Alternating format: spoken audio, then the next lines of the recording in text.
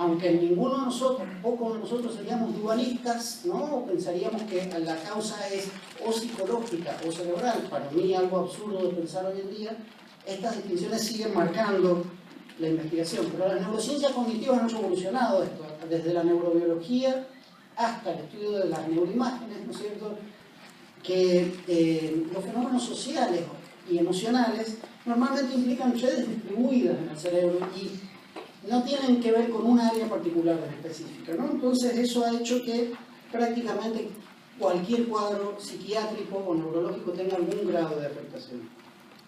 Voy a empezar a hablar del procesamiento emocional, ¿no?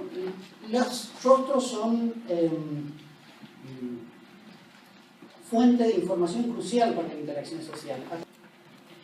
Si ustedes ven este rostro, la mayoría de ustedes pensaría que está enojado, ¿no? Pero está contento, ganó las elecciones, el senador Webb, ¿no? Entonces, uno puede estudiar el rostro o las emociones así, de forma aislada, o la puede estudiar de forma embebida en el contexto situado, ¿no? En la demencia frontotemporal, si uno estudia, usa una prueba que se llama emotional morphing, donde van cambiando la emoción desde neutral hasta alegría, sorpresa, etcétera, etcétera, o puede usar este otro esquema de trabajo, donde uno combina, por ejemplo en esta prueba, información corporal situada de prosodia, ¿no? Normalmente las personas neurotípicas le van mucho mejor aquí que aquí, ¿no? Es decir, cuando hay más información multimodal, contextual, es más fácil detectar la emoción. A los pacientes con demencia frontotemporal les va mal en ambas tareas, y estos déficits no se explican ni por funciones ejecutivas ni por déficit en otros dominios, ¿no? Uno también puede estudiar las bases cerebrales del procesamiento emocional, ¿no?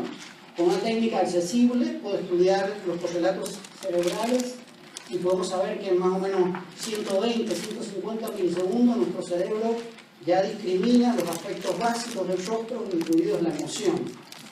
Con estos paradigmas, nosotros hemos mostrado que en múltiples cuadros psiquiátricos, por ejemplo, en déficit atencional, en trastorno bipolar, en esquizofrénicos, en familiares de esquizofrénicos, en niños con problemas de apego o incluso en combatientes, excombatientes colombianos, en todos ellos hemos mostrado déficits similares en el procesamiento temprano cerebral de emociones, ¿no? Incluso dichos déficits en esquizofrenia, trastorno bipolar, déficit atencional y familiares de esquizofrénicos predice bastante bien el perfil neuropsicológico básico de funciones ejecutivas, velocidad de procesamiento, reconocimiento emocional y teoría de la mente. La condición moral, aquello que alguna vez para los filósofos fuera, digamos, un atributo del alma, hoy en día es un proceso cognitivo que depende de aspectos claramente intelectuales o cognitivos como el razonamiento, y también depende de aspectos afectivos como las emociones morales, y es un área de mucho trabajo, ¿no? Se estudia el razonamiento moral, el juicio moral, los dilemas morales, ¿no? Una forma de estudiar la moralidad es a través de los juicios morales. Los déficits en colisión moral están siendo estudiados desde hace muy poco, aunque hay antecedentes muy viejos. Por ejemplo, el reporte de Walter Freeman, hijo de de las lobotomías, se mostraron que habían conductas agresivas en pacientes antes y no solo, después y no solo antes de las lobotomías que se efectuaron, ¿no? Por supuesto, todos distintos cuadros frontales están afectados, pero por ejemplo, algunas epilepsias con conducta agresiva manifiestan déficit en conducta moral, cuadros degenerativos varios, y en distintos cuadros psiquiátricos está siendo estudiado, ¿no?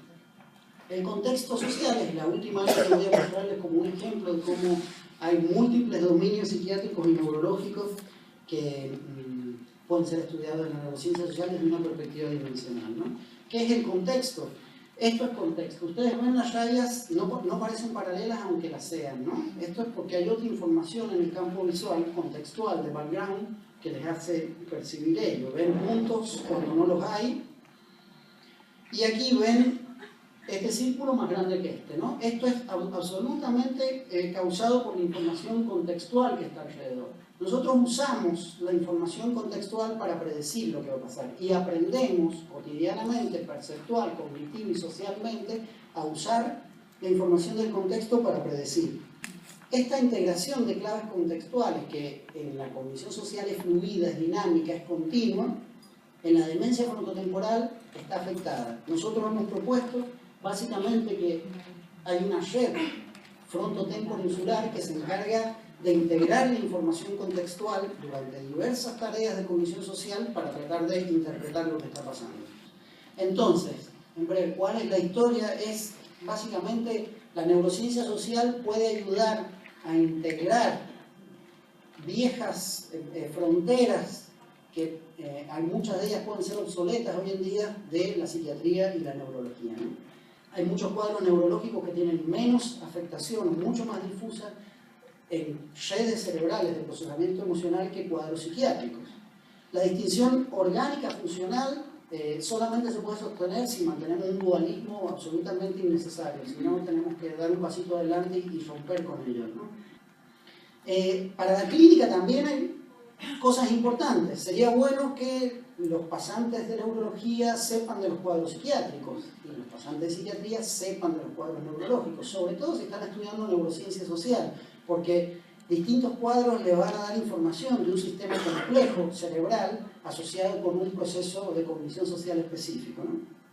Y que tenemos que empezar también a pensar en los criterios de investigación y no solamente los criterios fijos, ¿no? ¿Por qué? Porque básicamente, por ejemplo, en Parkinson nadie pensaría que el procesamiento emocional tenga que estar afectado, y está bastante afectado, sobre todo en el reconocimiento emocional. Algunos saben por qué, o dicen saberlo, otros no saben tanto por qué, pero de hecho lo está afectado y no es algo que tenga que ver con su sintomatología, ¿no? Entonces, básicamente la idea es que las enfermedades, podemos pensar una nueva neuropsiquiatría, ¿no? Que sea tanto neurológica y psiquiátrica, y qué implicaría el estudio de los fenómenos sociales en distintos cuadros psiquiátricos y neurológicos, lo cual ayudaría a entender desde distintos modelos neuroanatómicos, neuroendocrinos, de biología molecular o de alto nivel de cognition, poder entender procesos mentales extremadamente complejos como son los de la cognición social, ¿no?